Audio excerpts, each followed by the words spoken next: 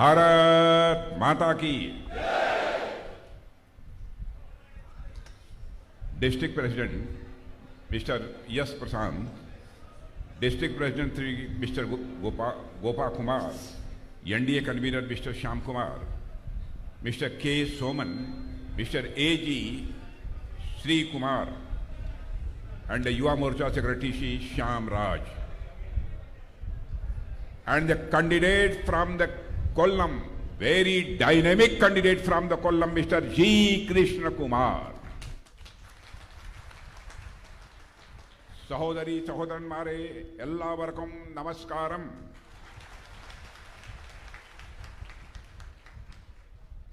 Brothers and sisters, Malayalam is very beautiful language, undoubtedly. But unfortunately, I can't deliver my speech in Malayalam.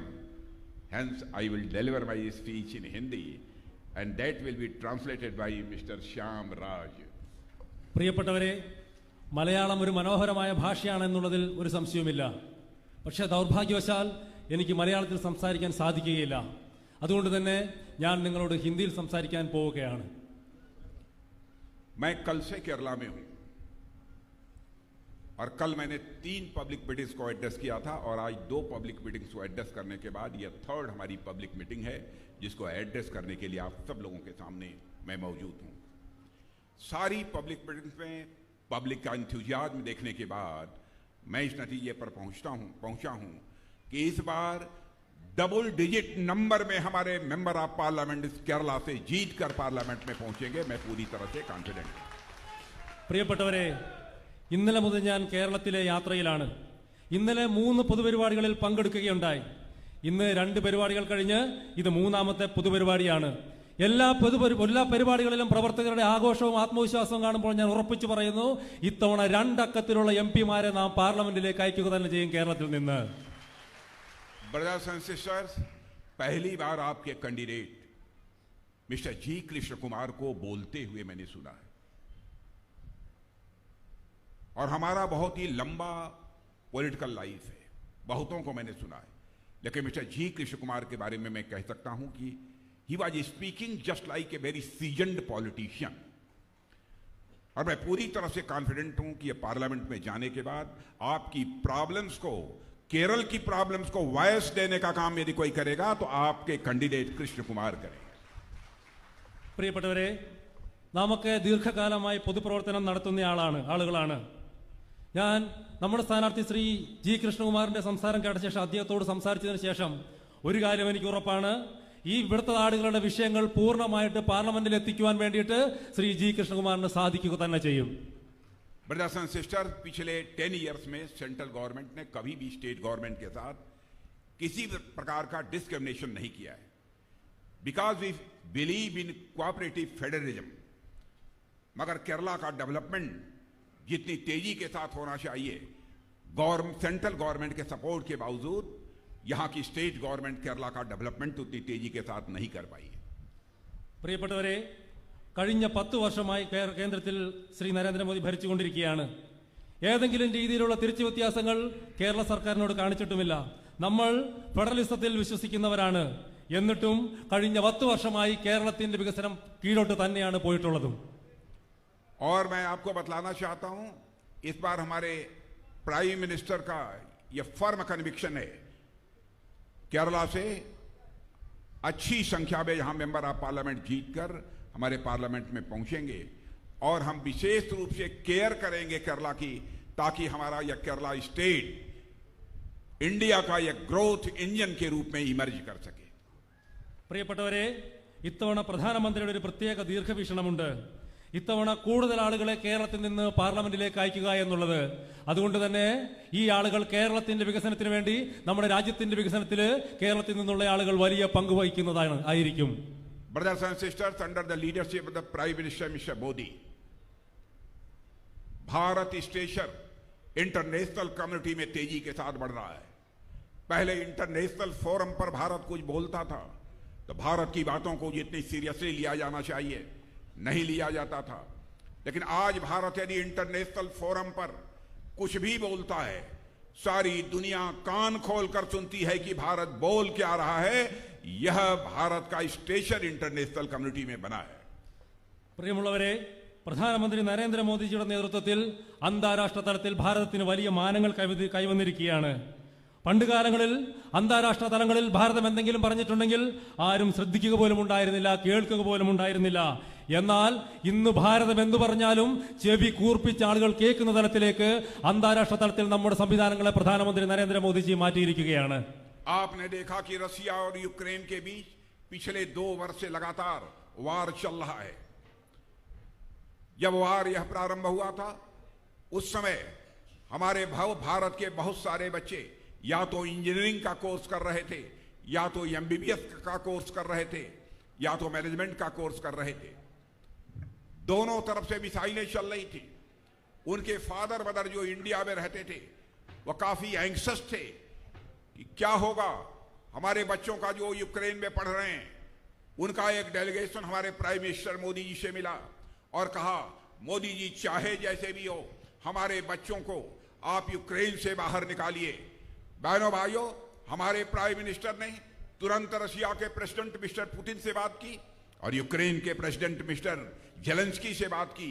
और आपको जानकर खुशी होगी, 4.5 our के लिए वार रुक गया और more than 20,000 Indian students Ukraine से भारत आ गए। यह है भारत की ताकत। പ്രിയപ്പെട്ടവരെ, റഷ്യ ഉക്രൈൻ യുദ്ധം 2 വർഷമായി നടക്കുകയാണ്.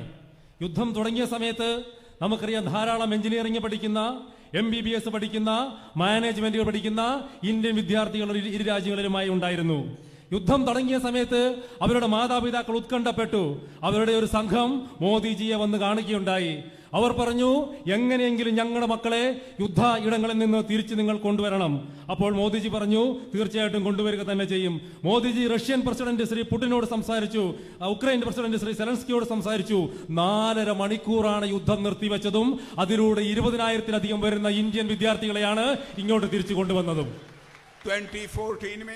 2014 में जब हमारी गवर्नमेंट मोदी जी की लीडरशिप में बनी थी, उस समय भारत इकोनॉमी की साइज के मामले में दुनिया के देशों में 11th पोजीशन पर था। लेकिन विद इन 7 to 8 ईयर्स यह भारत जंप लेकर इकोनॉमी की साइज के मामले में दुनिया के टॉप 5 कंट्रीज में आकर खड़ा हो गया। आज दुनिया की सारी फाइनेंशियल फर्म्स, इकोनॉमिस्ट यह दावा कर रहे हैं कि वर्ल्ड की फास्टेस्ट ग्रोइंग इकोनॉमी यदि किसी कंट्री की है तो भारत की है। और भारत यदि ऐसे ही आगे बढ़ता रहा तो 2027 आते आते भारत दुनिया की टॉप 3 कंट्रीज में खड़ा हो जाएगा। 2014 മോദി സർക്കാർ അധികാരത്തിൽ വന്നപ്പോൾ നമ്മൾ സാമ്പത്തിക രംഗത്ത് 11ാം സ്ഥാനത്തായിരുന്നു. പക്ഷേ 7-8 വർഷത്തിനകത്ത് നമ്മൾ വൻ കുതിച്ചുചാട്ടമാണ് നടത്തിയത്. 2023 ആയപ്പോൾ നാം 5ാം സ്ഥാനത്തെത്തിയിരിക്കുകയാണ്. ലോകത്തെ 5ാമത്തെ സാമ്പത്തിക ശക്തിയായി മാറിയിരിക്കുകയാണ്. ഇന്ന് ലോകത്തെ സാമ്പത്തിക വിദഗ്ധർ മുഴുവനും, ഇന്ന് ലോകത്തെ സാമ്പത്തിക പഠിക്കുന്ന ആളുകൾ മുഴുവൻ പറയുന്നു, ലോകത്തിൽ ഏറ്റവും വേഗത്തിൽ വളരുന്ന സാമ്പത്തിക ശക്തി ഭാരതമാണ്. മാത്രമല്ല 2027 ആകുമ്പോൾ ലോകത്തിലെ 3ാമത്തെ സാമ്പത്തിക ശക്തിയായിട്ട് ഭാരതം വളരുകയും ചെയ്യും. कांग्रेस लेड गवर्नमेंट और बीजेपी लेड एनडीए गवर्नमेंट दोनों में बेसिक डिफरेंस क्या है? कांग्रेस लेड गवर्नमेंट में brothers and sisters national highway per day 8 to 10 kilometre बनती थी। लेकिन जब से बीजेपी लेडी एनडीए आई, प्राइम मिनिस्टर मोदी बने, तब से यहां पर रोड्स का construction per day 38 to 40 kilometre होता है। यह अंतर है बीजेपी गवर्नमेंट और कांग्रेस की गवर्नमेंट में। പ്രിയപ്പെട്ടവരെ, BJP നയിക്കുന്ന NDA സർക്കാരും കോൺഗ്രസ് നയിക്കുന്ന സഖ്യവും തമ്മിലുള്ള വ്യത്യാസം എന്താണ്? പണ്ട് ദേശീയപാതയുടെ വികസനം ഒരു ദിവസത്തിൽ 8 തൊട്ട് 10 കിലോമീറ്ററുകളോളം ആയിരുന്നെങ്കിൽ ഇന്ന് മോദിജിയുടെ നേതൃത്വത്തിൽ അത് പ്രതിദിനം 38 മുതൽ 40 കിലോമീറ്റർ വരെയാണ്. ഇത് തന്നെയാണ് NDAയും അതോടൊപ്പം തന്നെ കോൺഗ്രസ് നേതൃത്വവും തമ്മിലുള്ള വ്യത്യാസവും. डिजिटल इंफ्रास्ट्रक्चर पर भी तेजी के साथ काम हो रहा है और मैं आपको बताना चाहता हूं 5G रोल आउट हो चुका है, 6G की हम लोगों ने तैयारी कर दी है। और डिजिटाइजेशन के मामले में तो भारत ने वह करिश्मा किया है कि आज पूरे वर्ल्ड में जितना डिजिटल ट्रांजैक्शन होता है उसका 46% ट्रांजैक्शन होता है तो केवल और केवल भारत पे होता है। यह है भारत की ताकत। അടിസ്ഥാന വികസന രംഗത്തും വലിയ കുതിച്ചുചാട്ടമാണ് നാം നടത്തിക്കൊണ്ടിരിക്കുന്നത്. 5G ഏകദേശം അപ്രത്യക്ഷമായിക്കൊണ്ടിരിക്കുന്നു. 6G കടന്നു വരികയാണ്. ലോകത്തിലെ ഡിജിറ്റൽ കൈമാറ്റങ്ങളുടെ 46% നടക്കുന്നത് ഭാരതത്തിൽ തന്നെയാണ്. और एक साल में 20 लाख करोड़ का ट्रांजैक्शन यूपीआई से हुआ है, डिजिटल ट्रांजैक्शन हुआ है। वर्ल्ड के किसी की कंट्री में नहीं हुआ है मेरे बहनों भाइयों। ഒരു വർഷം 20 ലക്ഷം കോടി UPI ഉപയോഗിച്ചിട്ടുള്ള പണം ക്രയവിക്രയങ്ങളാണ് നടക്കുന്നത്. ലോകത്തിലെ മറ്റൊരു രാജ്യത്തിലും ഇത്തരത്തിലുള്ള ഒരു നേട്ടം കൈവരിക്കാൻ വേണ്ടിയിട്ടായിട്ടുമില്ല. कांग्रेस लेड गवर्नमेंट को भी काम करते हुए आपने देखा है, बीजेपी लेड एनडीए गवर्नमेंट को भी मोदी की लीडरशिप में काम करते हुए आपने देखा है। जब जब कांग्रेस की गवर्नमेंट बनी है उन लोगों के ऊपर करप्शन के चार्जेज लगे हैं, लेकिन 10 वर्षों से मोदी लेड गवर्नमेंट हमारी, बहनों भाइयों, भारत ही नहीं दुनिया का कोई व्यक्ति उंगली उठाकर नहीं कह सकता कि हमारी गवर्नमेंट पर एक भी करप्शन का चार्ज लगा हो। यह डिफरेंस है कांग्रेस गवर्नमेंट में और बीजेपी लेड गवर्नमेंट। പ്രിയപ്പെട്ടവരെ, BJP നയിക്കുന്ന NDA സർക്കാരിനെ നമ്മൾ കണ്ടു, കോൺഗ്രസ് നയിക്കുന്ന സഖ്യത്തെയും നാം കണ്ടു.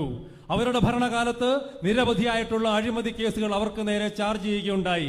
പക്ഷേ കഴിഞ്ഞ 10 വർഷത്തിനകത്ത് നമ്മുടെ രാജ്യത്തെ മാത്രമല്ല ലോകത്തിലെ പോലും ഒരാൾക്ക് പറയുവാൻ വേണ്ടി സാധിക്കുകയില്ല മോദിജിയുടെ നേതൃത്വത്തിലുള്ള സർക്കാർ എന്തെങ്കിലും രീതിയിലുള്ള അഴിമതി കാണിച്ചുവെന്ന്.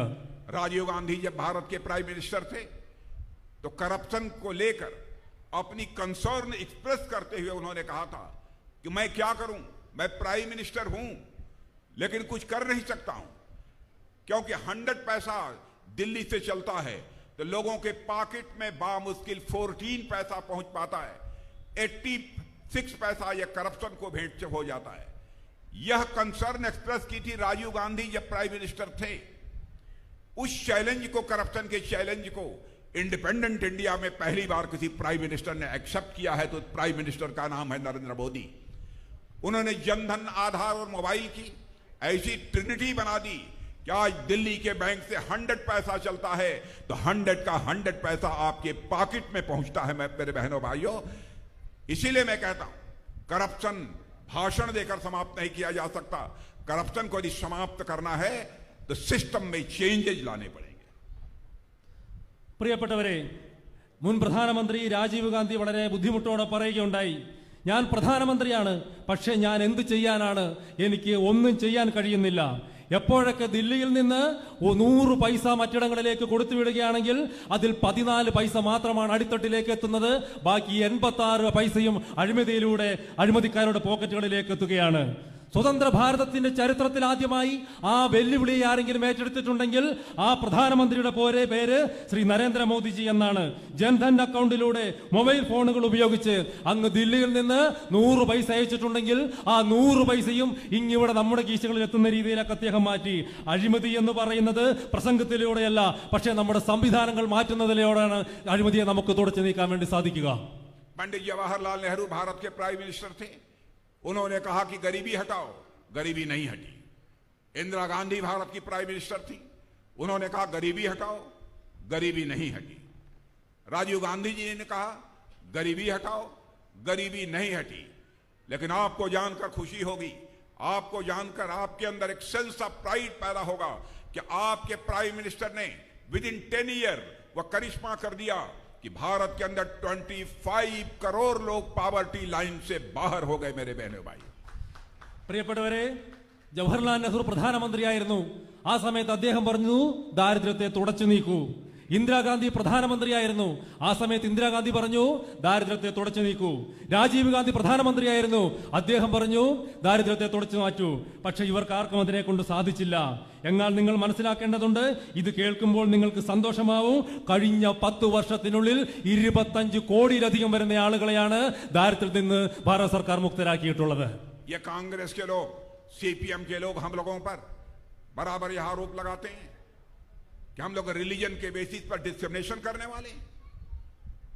मैं आपको बताना चाहता हूं, अरब की 5 कंट्री, अरब की मुस्लिम कंट्रीज ने उनके यहां का जो सबसे बड़ा अवार्ड होता है उस अवार्ड से सम्मानित करने का काम किसी प्राइम मिनिस्टर को किया है तो इंडिया के प्राइम मिनिस्टर मिस्टर मोदी को किया है। കോൺഗ്രസും കമ്മ്യൂണിസ്റ്റ് പാർട്ടിയും എപ്പോഴും നമുക്കെതിരെ ആരോപിക്കാറുണ്ട് നാം ഒരു മതത്തെ അടിസ്ഥാനപ്പെടുത്തി പ്രവർത്തിക്കുന്ന പാർട്ടിയാണെന്ന്. പക്ഷേ അറബ് രാജ്യങ്ങളായിട്ടുള്ള 5 മുസ്ലിം രാജ്യങ്ങൾ അവരുടെ പരമോന്നത ബഹുമതികൾ ലോകത്തിലെ ഏതെങ്കിലും ഒരു ഭരണാധികാരിക്ക് നന്ദി നൽകിയിട്ടുണ്ടെങ്കിൽ ആ ഭരണാധികാരിയുടെ പേര് നരേന്ദ്രമോദിജി എന്നാണ്. और हिंदुस्तान की सबसे क्रेडिबल पॉलिटिकल पार्टी यदि कोई है तो भारतीय जनता पार्टी है। जो हम कहते हैं वो हम करते हैं, हमारे वर्ड्स और डीड्स में कभी कोई अंतर नहीं रहा है। मेरे बहनों भाइयों, मैं आपको याद दिलाना चाहता हूं, हम लोगों का जब इलेक्शन मैनिफेस्टो जारी हुआ था, मैं ही उस इलेक्शन मैनिफेस्टो कमेटी का चेयरमैन था। हम लोगों ने कहा कि हम आएंगे आर्टिकल 370 जिसके तहत जम्मू कश्मीर को स्पेशल स्टेटस प्राप्त है, हम उसको चुटकी बजाकर समाप्त करेंगे। आपने देखा कि पार्लियामेंट में क्लियर मेजॉरिटी मिलने के बाद हम लोगों ने आर्टिकल 370 को समाप्त कर दिया। आज जम्मू कश्मीर का वही स्टेटस है जो हिंदुस्तान की दूसरी स्टेट्स का है। പ്രിയപ്പെട്ടവരെ, ഭാരതീയ ജനതാ പാർട്ടി വിശ്വസനീയതയുള്ള പാർട്ടിയാണ്. നാം പറയുന്നത് ചെയ്യും, നമ്മുടെ വാക്കുകളും പ്രവൃത്തികളും തമ്മിലുള്ള വ്യത്യാസം ഉണ്ടാവുകയില്ല. നാം നമ്മുടെ പ്രകടന പത്രിക ഇത്തവണ ഇറക്കുകയുണ്ടായി. ഞാൻ ആ പ്രകടന പത്രിക കമ്മിറ്റിയുടെ ചെയർമാൻ കൂടിയാണ്. ഭരണത്തിലേറുന്നതിന് മുമ്പ് നാം പറയുകയുണ്ടായി, നമുക്ക് എന്നാണോ ഭൂരിപക്ഷം കിട്ടുന്നത് അന്ന് ജമ്മു കാശ്മീരിന് പ്രത്യേക പദവി നൽകുന്ന ആർട്ടിക്കിൾ 370 എടുത്തു മാറ്റുക തന്നെ ചെയ്യും. നമുക്ക് എപ്പോഴാണ് ഭൂരിപക്ഷം കിട്ടിയത്, നാം ആർട്ടിക്കിൾ 370 എടുത്തു മാറ്റുക തന്നെ ചെയ്തു. ഇന്ന് ജമ്മു കാശ്മീർ ഭാരതത്തിലെ മറ്റേതൊരു സംസ്ഥാനത്തിനെ പോലെയുമുള്ള ഒരു സംസ്ഥാനം തന്നെയാണ്. हम लोगों ने इलेक्शन मैनिफेस्टो में कहा था, हम आएंगे, अयोध्या की धरती पर राम टेम्पल बनकर रहेगा। मेरे बहनों भाइयों, राम टेम्पल बन गया। 22 जनवरी को रामलला की प्राण प्रतिष्ठा हो गई। भगवान राम अपने हट से निकलकर पैलेस में पहुंच चुके हैं। अब भारत में भी राम राज्य आने के सिग्नल हो चुके हैं। പ്രിയപ്പെട്ടവരെ, നമ്മുടെ പ്രകടന പത്രികയിൽ നാം അയോധ്യ രാമക്ഷേത്രത്തെ കുറിച്ചിട്ട് പറയുകയുണ്ടായി. 22 ജനുവരിക്ക് രാമക്ഷേത്രത്തിലെ പ്രാണപ്രതിഷ്ഠ നടക്കുകയുണ്ടായി. ഇന്ന് ശ്രീരാമ ഭഗവാൻ കുടിലിൽ നിന്നും കൊട്ടാര സദൃശ്യമായിട്ടുള്ള മന്ദിരത്തിലേക്ക് വന്നിരിക്കുകയാണ്. ഈ രാജ്യം രാമരാജ്യമായി മാറിക്കൊണ്ടേയിരിക്കുകയാണ്. हम लोगों ने कहा था हम आएंगे, ट्रिपल तलाक इस सिस्टम को समाप्त करेंगे। लोग ये कहते हैं कि दूसरे के रिलीजन के मामले में आप इंटरवीन कैसे कर सकते हैं। बहनों भाइयों, चाहे हिंदू हो, मुस्लिम हो, क्रिश्चियन हो, यूज हो, यहूदी हो, सबकी मदर सिस्टर डॉटर वो हम लोगों की भी मदर सिस्टर डॉटर है। मेरे बहनों भाइयों, यदि किसी भी सिस्टर के साथ कोई जुल्म होगा, अत्याचार होगा, तो भारतीय जनता पार्टी उसके साथ खड़ी रहेगी। नारी शक्ति की रक्षा करना यह हमारा स्लोगन है। इसीलिए मुस्लिम कम्युनिटी में, मुस्लिम रिलीजन, इस्लाम के रिलीजन में जब 3 बार तलाक देकर उस बहन की छुट्टी कर दी जाती थी, इसको कोई स्वीकार करे या न करे, भारतीय जनता पार्टी से स्वीकार नहीं कर सकती थी। इसीलिए ट्रिपल तलाक सिस्टम को भी हम लोगों ने समाप्त कर दिया। പ്രിയപ്പെട്ടവരെ, മുത്തലാഖ് നാം നിർത്തുകയാണ്, നമ്മുടെ സർക്കാർ നിർത്തുകയുണ്ടായി. അന്ന് പലരും നമ്മളോട് ചോദിച്ചു, മറ്റുള്ളവരുടെ മതവിശ്വാസങ്ങളിൽ എന്തിനാണ് നാം ഇടപെടുന്നതെന്ന്. ഹിന്ദു, ക്രിസ്ത്യൻ, മുസ്ലിം, യഹൂദ, ഏത് മതത്തിൽപ്പെട്ടവരായിക്കോട്ടെ, ആ മതങ്ങളിൽ വിശ്വസിക്കുന്ന സഹോദരിമാർ നമ്മുടെയും സഹോദരിമാരാണ്. ആ സഹോദരിമാർക്ക് എന്തെങ്കിലും പ്രശ്നമുണ്ടായിട്ടുണ്ടെങ്കിൽ അത് നമ്മുടെയും പ്രശ്നങ്ങളാണ്. നാരി ശക്തിയുടെ ഉന്നമനം എന്നുള്ളത് നമ്മുടെ മുദ്രാവാക്യമാണ്. അതുകൊണ്ട് തന്നെ തലാഖ് തലാഖ് തലാഖ് എന്ന് 3 തവണ പറഞ്ഞിട്ടുണ്ടെങ്കിൽ വിവാഹമോചനം നേടിക്കൊടുക്കുന്ന ആ സംവിധാനത്തെ ആര് സ്വീകരിച്ചാലും അത് നമുക്ക് സ്വീകാര്യമല്ല. അതുകൊണ്ട് തന്നെയാണ് മുത്തലാഖിനെ നിർത്തലാക്കിയതും. बहनों भाइयों, केरला का जहां तक प्रश्न है, केरला की हालत बहुत ही खराब है। रैम्पेंट करप्शन है केरला में। लॉ एंड ऑर्डर की सिचुएशन बिल्कुल बर्बाद हो चुकी है। लेकिन आप भी जानते हैं, किसी भी स्टेट के डेवलपमेंट की पहली कंडीशन होती है लॉ एंड ऑर्डर का चुस्त दुरुस्त होना। പ്രിയപ്പെട്ടവരെ, കേരളത്തിൽ അഴിമതിയിൽ കുളിച്ചു നിൽക്കുന്ന ഒരു സംവിധാനമാണ് ഇവിടെയുള്ളത്. ക്രമസമാധാനം പൂർണ്ണമായിട്ട് ഇല്ലാതെയായിരിക്കുന്നു. ഒരു കാര്യം നാം മനസ്സിലാക്കേണ്ടതുണ്ട്, ഒരു സംസ്ഥാനത്തിന്റെ പരിപൂർണമായിട്ടുള്ള വികസനത്തിന് ആ സംസ്ഥാനത്ത് ക്രമസമാധാനം അത്യന്താപേക്ഷിതമാണ്. अब केरल में जनता हमें पिछले इलेक्शन में डबल डिजिट परसेंटेज वाली पॉलिटिकल पार्टी बना चुकी है। इस बार पार्लियामेंट के इलेक्शन में आप लोग हम लोगों को डबल डिजिट सीट्स वाली पार्टी बना दीजिए। हम यकीन दिलाते हैं कि हम केरला में लॉ एंड ऑर्डर को की सिचुएशन को भी ठीक करने के लिए जो भी स्टेप्स उठाने होंगे हम वो स्टेप्स उठाएंगे और इस गवर्नमेंट के ऊपर प्रेशर बिल्डअप करेंगे कि यहां के डेवलपमेंट के लिए यहां की लॉ एंड ऑर्डर सिचुएशन चुस्त दुरुस्त की जानी चाहिए। പ്രിയപ്പെട്ടവരെ, ഈ കേരള ജനത കഴിഞ്ഞ തവണ നമുക്ക് ഇരട്ടയക്കത്തിലുള്ള വോട്ട് ശതമാനം നൽകി നമുക്ക് വോട്ട് ശതമാനം നൽകുകയുണ്ടായി. ഇത്തവണ കേരളത്തിലെ ജനത 2 അക്കത്തിലുള്ള സീറ്റ് തന്നിട്ട് നമ്മളെ വിജയിപ്പിക്കണമെന്നാണ് നാം ആഗ്രഹിക്കുന്നത്. നാം അങ്ങനെയെങ്കിൽ നാം തീർച്ചയായും ഈ നാട്ടിൽ ക്രമസമാധാനം കൊണ്ടുവരിക തന്നെ ചെയ്യും. അതിനു വേണ്ടിയിട്ടുള്ള നടപടികൾ സ്വീകരിക്കുക തന്നെ ചെയ്യും. കേരള സർക്കാരിന് വേണ്ടിയിട്ട് ഈ നാട്ടിലെ ക്രമസമാധാന നില സംരക്ഷിച്ച് വികസനം കൊണ്ടുവരാൻ വേണ്ടിയിട്ടുള്ള സമ്മർദ്ദം ചെലുത്തുകയും ചെയ്യും. हम लोगों ने यहाँ के फिशरमैन की भी चिंता की है। उनके लाइवलीहुड को स्पॉइल करने का काम यदि किसी ने किया है तो यूडीएफ और एलडीएफ ने किया है। इसलिए फिशरमैन की चिंता करते हुए हम लोगों ने कोस्ट लाइन प्रोटेक्शन करने का भी यह फैसला किया है। और बहनों भाइयों, इस बार गवर्नमेंट बनने के बाद हम कोस्ट लाइन प्रोटेक्शन का भी काम करेंगे। പ്രിയപ്പെട്ടവരെ, മത്സ്യത്തൊഴിലാളികളുടെ ജീവിത നിലവാരത്തെ പിന്നോട്ടടിക്കുന്ന പ്രവർത്തനങ്ങളാണ് LDF UDF സർക്കാരിന്റെ ഭാഗത്തു നിന്നുണ്ടായിട്ടുള്ളത്. പക്ഷേ നമ്മുടെ സർക്കാർ തീരദേശ സംരക്ഷണത്തിന് വേണ്ടി പ്രവർത്തിക്കുന്ന സർക്കാരാണ്. അതുകൊണ്ട് തന്നെ ഇത്തവണത്തെ സർക്കാർ അധികാരത്തിൽ വരികയാണെങ്കിൽ തീരദേശ സംരക്ഷണത്തിനും മത്സ്യത്തൊഴിലാളികളുടെ ഉന്നമനത്തിനും വേണ്ടിയിട്ടുള്ള പ്രവർത്തനങ്ങൾ സർക്കാരിൽ നിന്നുണ്ടാവുന്നതായിരിക്കും. फिशरमैन फैमिलीज की क्वालिटी ऑफ लाइफ सुधारेंगे और उनकी डिग्निटी को बढ़ाने के लिए जो भी स्टेप्स लेने पड़ेंगे वह सारे स्टेप्स हमारी गवर्नमेंट लेगी। മത്സ്യത്തൊഴിലാളികളുടെ അവരുടെ ജീവിത നിലവാരം ഉയർത്തുന്നതിന് വേണ്ടിയിട്ടും അവരുടെ അന്തസ്സിനും ആഭിജാത്യത്തിനും ചേർന്ന രീതിയിലുള്ള ജീവിതം മുന്നോട്ട് കൊണ്ടുപോകുന്നതിനും വേണ്ടിയിട്ടുള്ള എല്ലാ തരത്തിലുള്ള നിലപാടുകളും നമ്മൾ സ്വീകരിക്കുന്നതായിരിക്കും. यूडीएफ या एलडीएफ इनकी कोई पॉलिटिकल क्रेडिबिलिटी नहीं है। ये लोग केरला में आपस में थल्लू कूडल करते हैं, लेकिन दिल्ली में यही कांग्रेस और लेफ्ट दोस्ती बढ़ाने के लिए मोडीराम मातल करते हैं। UDF-നും LDF-നും ഏതെങ്കിലും രീതിയിലുള്ള രാഷ്ട്രീയ വിശ്വാസ്യതയില്ല. അവർ കേരളത്തിൽ ജനങ്ങളെ വിശ്വസിപ്പിക്കാൻ വേണ്ടിയിട്ട് തല്ലുകൂടൽ നടത്തുകയും അതേസമയം ഡൽഹിയിൽ ഇരുന്നിട്ട് അവരുടെ ബന്ധം ഊട്ടി ഉറപ്പിക്കുവാൻ മോതിരം മാറ്റൽ നടത്തുകയുമാണ് ചെയ്യുന്നത്. लेफ्ट पार्टी और कांग्रेस पार्टी एक दूसरे के इरटा हैं और केरला में भी अब इनका गेम ओवर हो चुका है। कांग्रेस और लेफ्ट पार्टी दोनों यह देश विरोधी स्वरूप भी देश की जनता के सामने अब पूरी तरह से साफ हो चुका है। मेरे बहनों भाइयों, जहां कांग्रेस पार्टी की हालत ऐसी हो गई है कि हमारे सेना के जवान यदि सर्जिकल स्ट्राइक और एयर स्ट्राइक करते हैं तो हमारे आर्मी के जवानों से यह कांग्रेस और कम्युनिस्ट के लोग यह पूछते हैं कि हमको उसका प्रमाण चाहिए, क्या आपने सर्जिकल स्ट्राइक और एयर स्ट्राइक की है। सारी दुनिया मानती है, लेकिन ये लोग मानने को तैयार नहीं है। ऐसे लोग देश का भला नहीं कर सकते, देश को ऊंचाइयों पर ले जाने का काम नहीं कर सकते। ഈ ഇടതുപക്ഷവും അതോടൊപ്പം കോൺഗ്രസും ഇരട്ടകളെ പോലെ തന്നെയാണ്. അവരുടെ കേരളത്തിലെ ഈ രാഷ്ട്രീയ കളികൾ തീർന്നുകൊണ്ടേയിരിക്കുകയാണ്. അവർ ദേശദ്രോഹ സംഘടനകൾക്ക് ഒപ്പം നിൽക്കുന്നവരാണ്. കോൺഗ്രസ് പാർട്ടിയും അതോടൊപ്പം തന്നെ കമ്മ്യൂണിസ്റ്റ് പാർട്ടിയും സർജിക്കൽ സ്ട്രൈക്കിന് എയർ സ്ട്രൈക്കിന് തെളിവുകൾ ചോദിക്കുന്നു. ലോകം മുഴുവൻ സർജിക്കൽ സ്ട്രൈക്കിനെയും എയർ സ്ട്രൈക്കിനെയും അംഗീകരിച്ചപ്പോഴും ഇവർക്ക് അംഗീകരിക്കുവാൻ വേണ്ടിയിട്ട് സാധിക്കുന്നില്ല. ഇവർക്ക് ഇഷ്ടം ദേശദ്രോഹികളോടൊപ്പം നിൽക്കുവാൻ വേണ്ടിയിട്ടാണ്. और यहां के कोऑपरेटिव बैंक का जो स्कैम हुआ है बहनों भाइयों, उसकी भी जांच कराई जाएगी। जिन लोगों की मनी डिपॉजिट है, हम लोग इसके लिए भी लीगल एडवाइस ले रहे हैं ताकि जांच कराने के बाद जो चीज निकल कर आएगी, हम लोगों की कोशिश होगी कि जिन लोगों का पैसे का स्कैम हुआ है उनको पैसा वापस किया जा सके। പ്രിയപ്പെട്ടവരെ, കേരളത്തിലെ സഹകരണ രംഗത്തും വളരെ വലിയ രീതിയിലുള്ള അഴിമതികൾ നടന്നുകൊണ്ടിരിക്കുകയാണ്.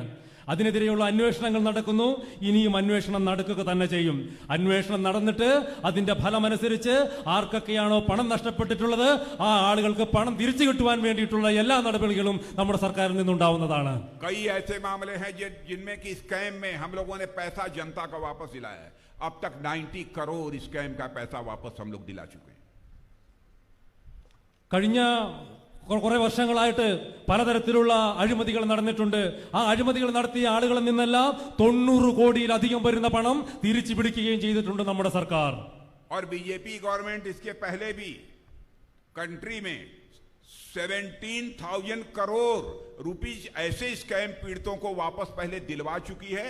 इसीलिए हम कह रहे हैं कि कोऑपरेटिव स्कैम में जिन लोगों का पैसा गया है हम जांच कराएंगे और उसे हम वापस दिलाएंगे।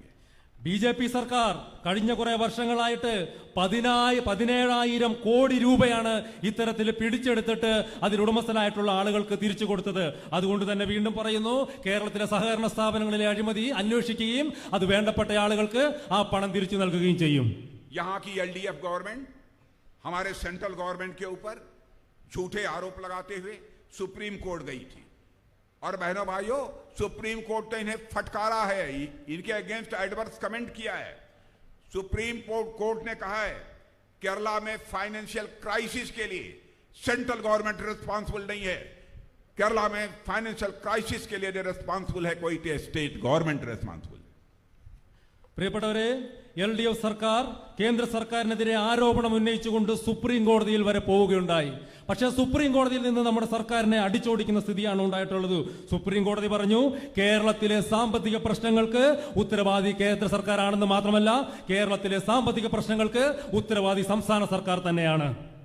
बहनों भाइयों, मुझे पूरा विश्वास है केरला की BJP इस बार ग्रैंड ओपनिंग करेगी और हमारे नंबर ऑफ सीट्स में भी वृद्धि होगी और हमारे वोट शेयर में भी वृद्धि होगी और LDF और UDF की विशियस साइकिल से हम केरला को बाहर निकालने में पूरी तरह से कामयाब होंगे। പ്രിയപ്പെട്ടവരെ, ഞാൻ വിശ്വസിക്കുന്നു ഇത്തവണ കേരളത്തിൽ BJP അക്കൗണ്ട് തുറക്കുകയുണ്ടാകും. സീറ്റുകളുടെ എണ്ണത്തിലും വോട്ട് ഷെയറിന്റെ എണ്ണത്തിലും വലിയ ഉയർച്ച നമുക്ക് ഉണ്ടാവുക തന്നെ ചെയ്യും. അതോടൊപ്പം തന്നെ LDF UDF സർക്കാരുകളെ തൂത്തെറിയാൻ വേണ്ടിയിട്ടുള്ള കാര്യങ്ങൾ കൂടി നമ്മുടെ ഭാഗത്തു നിന്നുണ്ടാവുക തന്നെ ചെയ്യും. बहनों भाई, ये फर्स्ट टाइम मैंने कृष्ण कुमार जी को आज बोलते हुए मैंने सुना है। इनके बारे में मैं लोगों से पूछ रहा था कि कृष्ण कुमार जी कहां से आए हैं। लोगों ने बताया कि फिल्म में बहुत ही शानदार एक्टिंग करते हैं। मैं इस नतीजे पर पहुंचा हूं कि यह केवल फिल्म में काम करने वाले शानदार एक्टर नहीं हैं, बल्कि रियल लाइफ में भी काम करने वाले यह शानदार एक्टर हैं। പ്രിയപ്പെട്ടവരെ, ഞാൻ ശ്രീ കൃഷ്ണകുമാറിനെ കുറിച്ചിട്ട് ചോദിക്കുകയുണ്ടായി, പല കാര്യങ്ങളും മനസ്സിലാക്കുകയുണ്ടായി. അദ്ദേഹം സിനിമയിൽ വളരെ മികച്ച രീതിയിലുള്ള അഭിനയം കാഴ്ചവെക്കുന്ന ആളാണ്. പലരോടുമുള്ള അഭിപ്രായ സ്വരൂപണത്തിന് ശേഷം ഞാൻ ഈ തീരുമാനത്തിലെത്തി, അദ്ദേഹം സിനിമയിൽ മാത്രമല്ല യഥാർത്ഥ ജീവിതത്തിലും വളരെ മികച്ച ആൾ തന്നെയാണ്. मैंने देखा बोलते हुए एक सीजन्ड पॉलिटिशियन की तरह वो बोल रहे थे। ये डायनेमिक भी हैं और एनर्जेटिक है और साथ ही साथ ये पॉपुलर भी हैं। मैं आपसे रिक्वेस्ट करने आया हूं कि मिस्टर कृष्ण कुमार को आप मौका दीजिए। LDF और UDF के करप्शन को ये पार्लियामेंट में जाकर एक्सपोज करेंगे और आपके साथ अपनी कॉन्स्टिट्यूएंसी और अपने केरल के डेवलपमेंट के लिए जो भी करना होगा करेंगे। और मैं एक सीनियर मिनिस्टर होने के नाते आपको एश्योर करना चाहता हूं, जितनी भी हमको मदद करनी होगी हम कृष्ण कुमार की मदद करेंगे सेंटर में। मेरे बहनों भाई, പ്രിയപ്പെട്ടവരെ, ശ്രീ കൃഷ്ണകുമാർ ഒരു പൊളിറ്റീഷ്യനാണ്. അദ്ദേഹം കേരളത്തിൽ വളരെ പ്രശസ്തനുമാണ്. അദ്ദേഹത്തെ കേരളത്തിൽ നിന്ന് വിജയിപ്പിച്ച് നമ്മൾ ലോക്സഭയിലേക്ക് അയക്കുകയാണെങ്കിൽ LDF UDFന്റെ അഴിമതികൾക്കെതിരെ വളരെ വലിയ ശക്തമുയർത്താൻ അദ്ദേഹത്തിനെ കൊണ്ട് സാധിക്കും. അതോടൊപ്പം തന്നെ ഈ നാടിന്റെ വികസനത്തിന് വേണ്ടിയിട്ട് മികച്ച പ്രകടനങ്ങൾ നടത്താനും അദ്ദേഹത്തിനെ കൊണ്ട് സാധിക്കും. ഞാൻ ഒരു സീനിയർ ലീഡർ എന്നുള്ള രീതിയിൽ പറയുന്നു, എന്റെ എല്ലാ രീതിയിലുള്ള പിന്തുണയും അദ്ദേഹം ഇവിടുന്ന് വിജയിച്ചു വന്നാൽ തീർച്ചയായും ഉണ്ടായിരിക്കുന്നതുമാണ്. Okay okay okay okay okay okay बोलिए भारत माता की जय.